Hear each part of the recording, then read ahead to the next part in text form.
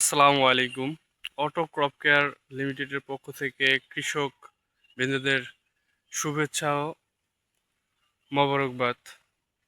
Auto crop কেয়ারের Alaska ভুট্টার বীজ রোপণ করার পর এই অবস্থা দেখতে পাচ্ছেন, মোচকা চলে আসছে এবং পুরো প্রোটোকলটা অটো ক্রপ কেয়ার লিমিটেডের নেওয়া। এখানে কীটনাশক থেকে শুরু করে মাটিতে সালফার, জিঙ্ক, বোরন যা আছে সব অটো ক্রপ কেয়ার লিমিটেডের।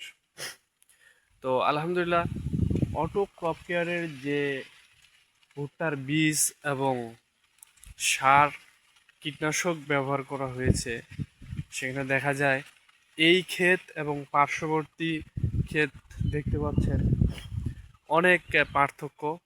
তো আশা করতেছি যে এই অটো ক্রপ কেয়ারের প্রোটোকল ব্যবহার করে অনেক ভালো ফলন পাওয়ার একটা সম্ভাবনা এই ক্ষেত থেকে আশা করতেছি। ধন্যবাদ সবাইকে ভিডিওটি দেখার জন্য।